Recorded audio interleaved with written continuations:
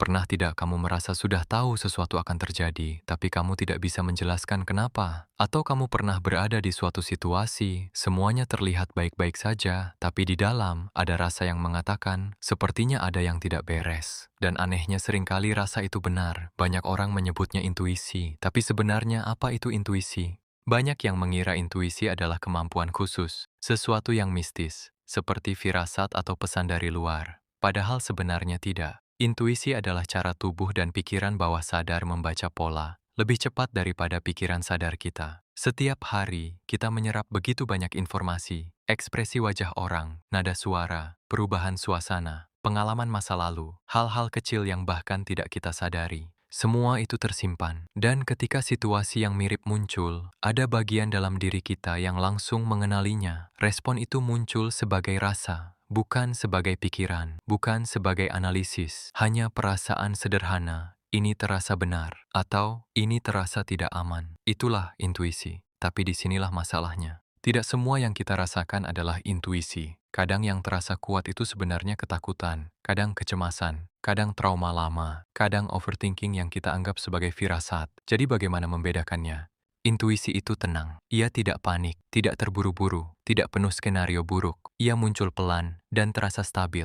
Sedangkan ketakutan itu sebaliknya. Rasanya mendesak, penuh kekhawatiran. Tubuh terasa tegang, pikiran langsung membayangkan hal-hal terburuk. Banyak orang tidak bisa mendengar intuisi mereka, bukan karena tidak punya intuisi, tapi karena pikiran mereka terlalu ramai. Kita terus memikirkan masa depan, menyesali masa lalu, membayangkan kemungkinan, mendengarkan terlalu banyak suara dari luar. Di tengah kebisingan itu, suara halus dari dalam diri jadi tertutup. Padahal sebenarnya tubuh kita sangat peka. Tubuh merasakan ketidaksesuaian sebelum pikiran memahaminya. Tubuh tahu kapan sesuatu tidak selaras. Tubuh menangkap energi, suasana, dan niat lebih cepat dari logika. Masalahnya, kalau di dalam diri kita masih banyak emosi yang belum selesai, tubuh kita tidak lagi merespons keadaan sekarang. Ia merespons masa lalu, dan disitulah sering terjadi kekeliruan. Kita mengira itu intuisi, padahal itu hanya luka lama yang berbicara. Karena itu, memperkuat intuisi bukan tentang menjadi lebih peka, bukan tentang mencari tanda-tanda, bukan tentang menebak masa depan. Yang perlu dilakukan justru lebih sederhana. Menjadi lebih tenang, memberi jeda sebelum bereaksi, mengamati emosi tanpa langsung mempercayainya, belajar jujur dengan apa yang sebenarnya kita rasakan. Ada satu ciri penting yang bisa kamu ingat,